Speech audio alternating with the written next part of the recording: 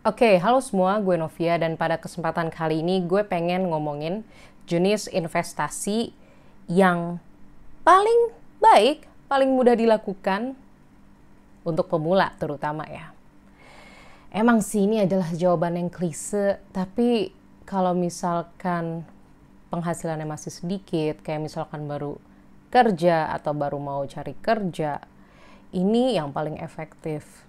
Dan gue juga berkaca dari pengalaman sendiri. Investasi terbaik adalah investasi ke diri sendiri. Klise bukan? Oh, klise banget. Kayak, apaan sih investasi ke diri sendiri?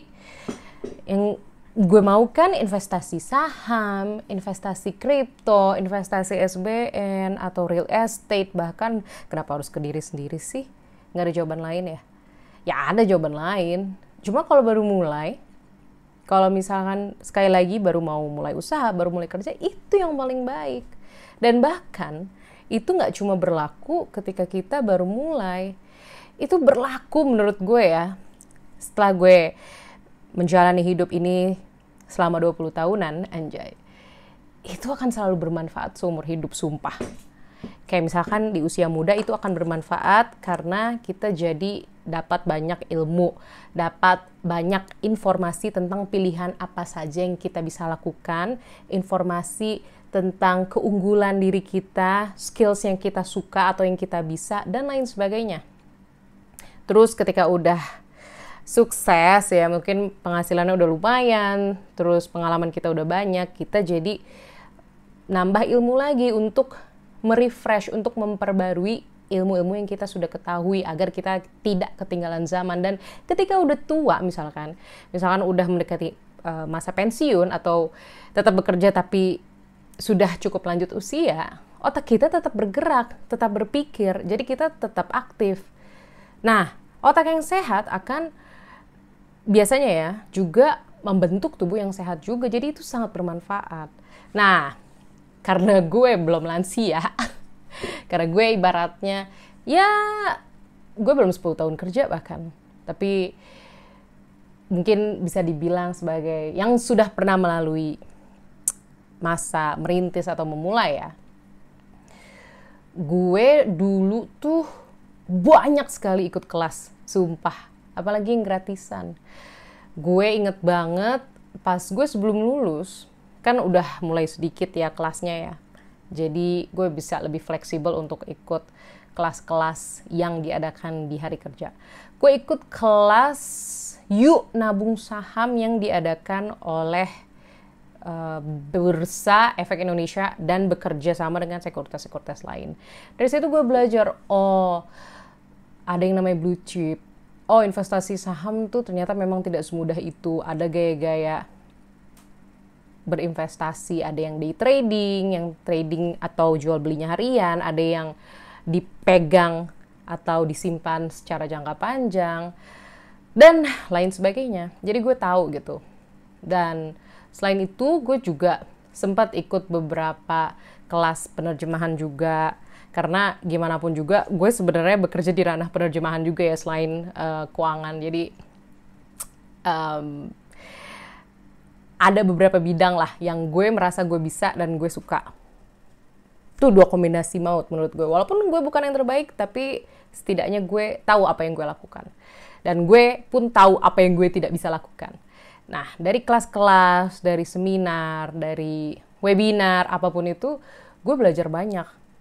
Dan dari situ, gue pun akhirnya berusaha untuk mencari ilmu sendiri. Kayak misalkan dari buku. Gue inget banget sempet ada diskon di Gramedia 50% untuk banyak buku terkait investasi. Makanya gue ada beberapa buku, lumayan banyak pas itu. Emang jatuhnya boncos sih, karena gue pas itu masih mahasiswa. Cuma, sekali lagi, itu kan investasi ya. Dan ternyata beneran masih awet, gue masih inget itu bisa menjadi fondasi ilmu gue yang bisa gue ketahui sampai sekarang. Karena menurut gue ya, mungkin sekarang kelihatannya nggak penting, nggak perlu. Tapi kita nggak pernah tahu di kemudian hari.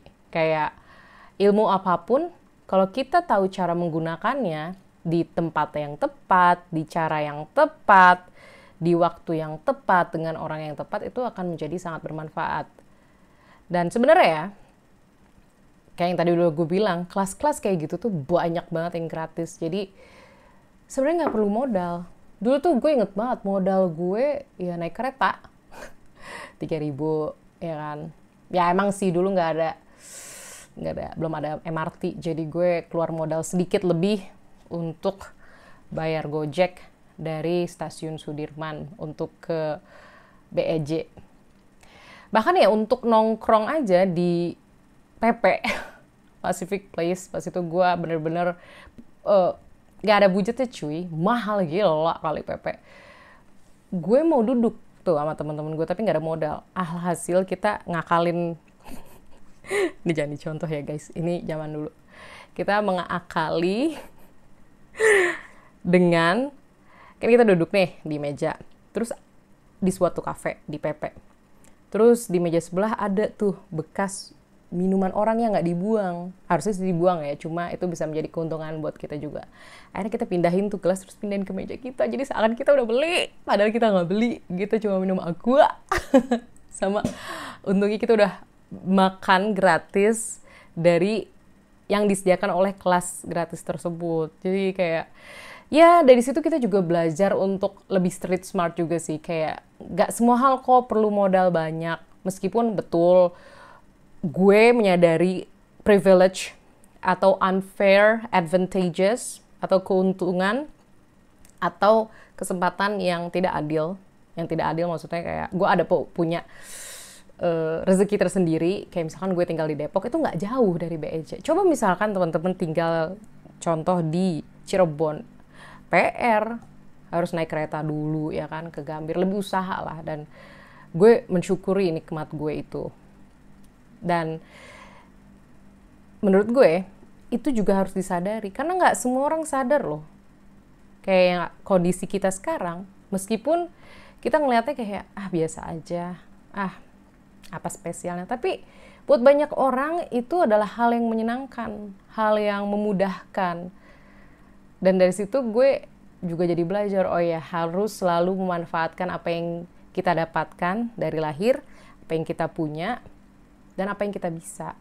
Nanti dari situ berusaha dengan modal seminim mungkin untuk meningkatkan diri sendiri. Nah, itu kan tadi ngomongin ilmu. Terus selain ilmu menurut gue, investasi ke diri sendiri tuh juga bisa dalam bentuk kesehatan. Wah iya banget. Sumpah. Kayak olahraga, lari yang gratis ya, atau jalan itu adalah investasi yang bagus juga. Selama apalagi rutin. Kalau mau keluar modal lebih, tapi kan konteksnya sekali lagi ya. Ini kan kalau belum ada modal. Ya, kalau ada modal lebih, tapi misalkan udah nabung nih, terus mau olahraga yang agak mahal kayak misalkan tenis gitu, itu juga bisa menjadi sebuah investasi yang bagus. Selain untuk kesehatan, bisa buat bertemu dengan orang-orang baru. Bertemu orang-orang yang baru ini nggak melulu soal referral, networking, enggak sih, networking yang serius gitu enggak. Ya kadang kenal orang baru yang latarnya beragam itu juga menyenangkan loh. Dan itu gue sangat bersyukur gue udah cukup punya dasar tenis yang lumayan. Jadi gue bisa dengan enak masuk ke beberapa olahraga raket lain seperti padel yang lagi hits banget, terus squash, dan juga tenis tentunya. Dan jadi berkenalan sama beragam orang. Jadi dapat sehat juga, dapat kenalan yang menarik juga. Ya ada sih yang gak menarik, cuma intinya dapat kenalan baru.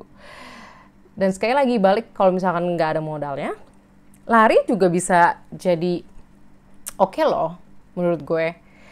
Asal ya guys, apalagi kalau misalkan modalnya masih terbatas, harus tahan gengsi, harus tahan kalau misalkan beberapa orang tuh emang flexing brand, kayak lebih mementingkan style over substance. Menurut gue itu nggak usah terlalu dipentingin lah.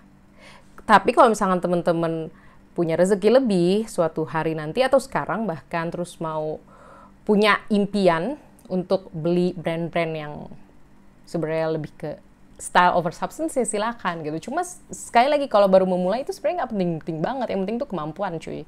Asli. Senyamannya kita aja. Janganlah kemakan gengsi gitu. Capek banget. Ngapain kita berusaha memuaskan orang lain yang sebenarnya kita nggak suka banget gitu. Kecuali ya emang teman-teman punya tujuan mau fit in lah ke suatu komunitas, terus komunitas tersebut kayak bajunya rapi gitu, kayak ada dress code ya silakan, valid gitu kalau emang teman-teman mau. Tapi kalau teman-teman merasa terlalu terpaksa ya jangan dipaksa gitu, jangan mengikuti gengsi, intinya itu. Terus tadi kan soal pendidikan otak, kesehatan, dan looks. Gue sadar, gue tahu dari dulu emang gue bukan sosok yang tercantik gitu atau kayak termanis, terunyu, enggak. Malah gue tuh dulu jerawatnya banyak banget sumpah, ini makanya masih ada sisa-sisa jerawat. Masih ada gitu. Dan bahkan gue masih ada double chin, mohon maaf. Tapi setidaknya gue sudah menerima sama apapun yang gue punya. Dan dari situ aja menurut gue ya sudah bisa memancarkan aura tersendiri. Kata teman-teman gue sih, ini kata teman-teman gue setidaknya gue ada aura percaya diri lah. Meskipun sekali lagi gue bukan yang tercantik, bukan yang terlucu kan, bukan yang termulus. Ya udahlah. Gue sekali lagi balik ke yang tadi, gue tahu apa yang gue punya. Dan sekarang fokus gue bukan menjadi yang paling tercantik, enggak. Fokus gue ya, sekarang gue juga udah punya modal sih, tapi dulu pas gue belum punya modal, gue coba serajin mungkin membersihkan muka. Itu aja sih. Dan lagian ya, kalau kita olahraga yang rajin, itu akan berpengaruh juga loh ke fisik kita. Nggak bohong. Ya iya, gue masih ada double chin, gue masih perlu mengurangi lemak, cuma it's okay lah. Walaupun gue masih agak overweight, tapi sekali lagi, I'm not that bad. Dan gue sudah menerima diri gue padanya. I love myself, really. Gue tahu ada beberapa bagian yang perlu di-improve, but overall, secara keseluruhan, gue sangat menyayangi diri sendiri. Dan itu adalah investasi yang sangat baik, guys. Karena gak semua orang tuh pede sama dirinya sendiri, sumpah. Jangan ya, pede aja. Itu muke, badan, tuh dikasih sama yang maha kuasa buat lu doang. Gak ada orang lain tuh yang punya badan sama looks kayak lu. Jadi cobalah, walaupun mager ya, misalkan kayak gue, cobalah dirawat. Kayak misalnya ini gue gak promosi ya, tapi gue pakai cleanser ini cuy. Ini murah banget. 8 ribuan. 1 8.000, 1 8.000. 16.000 anjay. Terus sabun muka gue juga paling 20 ribuan. Merek-merek lokal, tapi udah terbukti ampuh. Gue udah pernah coba merek-merek Prencong gitu, yang dari Korehe, yang lebih mehong. Ternyata nggak terlalu ngaruh di gue. Ngaruh, tapi sebenarnya sama aja efeknya kayak ini.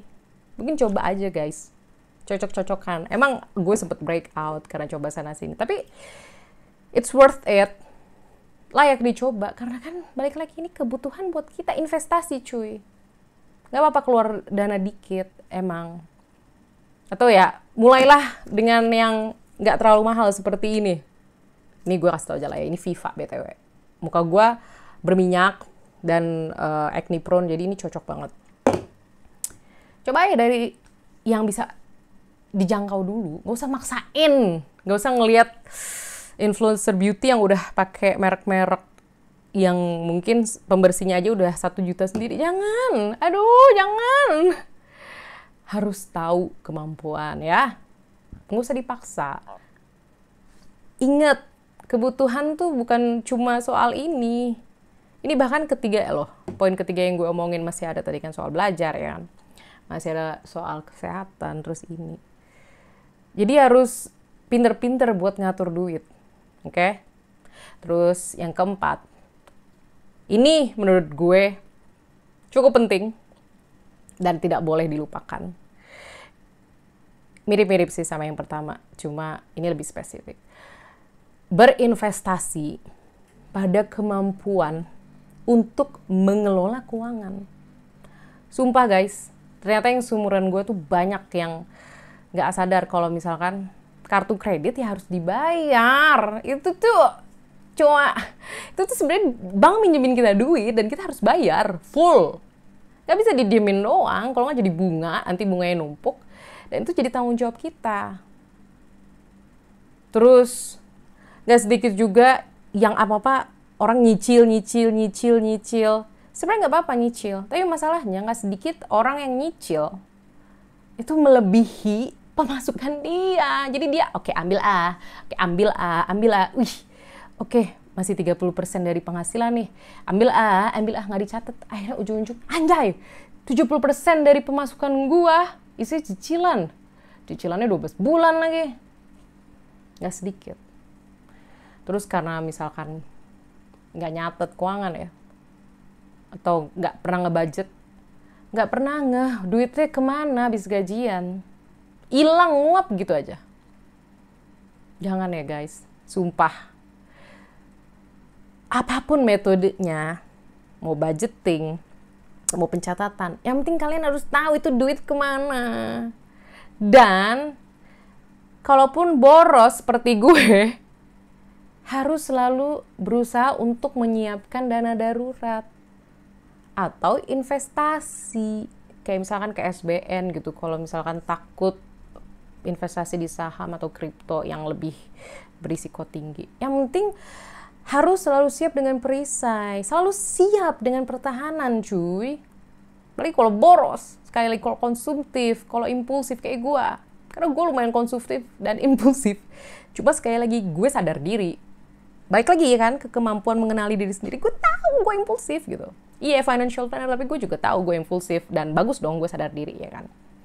Tapi dari impulsivitas itu pun, gue juga gak selamanya impulsif. Gue juga jadi belajar, oh ini sebenarnya gak terlalu worth it deh. Kalau misalkan gue impulsif, jadi gue tahan deh. Ih, gue kan udah punya sepatu, ngapain gue beli lagi walaupun diskon. Jadi udah lebih nahan. Dan gue tetap rutin beli SBN. Terus membangun dana darurat gue. Karena gue tahu kalau misalkan fondasi keuangan tuh diperlukan banget. Dan buat temen-temen yang baru mau belajar, yang udah belajar, atau yang udah tahu, itu adalah kemampuan yang penting. Apalagi ya, di dunia ini, di Indonesia lagi, topik tentang uang tuh sering banget tabu untuk diomongin. Bahkan bersama keluarga atau teman sendiri, ketika sebenarnya itu lumayan penting. Ya nggak mesti kita tahu gaji teman kita juga, enggak lah, gila. Jadi ya kalau misalkan tahu ya terserah gitu. Cuma maksud gue nggak usah sampai yang privat banget. Tapi kayak obrolan tentang uang tuh sebenarnya nggak apa-apa kok kalau dibuka. Apalagi di usia 20-an yang udah mulai kerja gitu. Itu perlu banget. Karena nggak bohong, hidup kita itu menggunakan uang. Nggak bisa dinafikan itu. Anjay, nafikan. Nggak bisa dihindari. Uang itu penting di hidup kita. Makanya ilmu tentang uang yang simpel aja itu diperlukan banget. Oke? Itu aja sih menurut gue, jadi panjang banget. Kalau misalkan ada teman-teman yang setuju atau nggak setuju, seperti biasa, langsung aja tulis di kolom komentar. Terima kasih buat teman-teman yang udah nonton dan sampai jumpa di video selanjutnya. Dadah.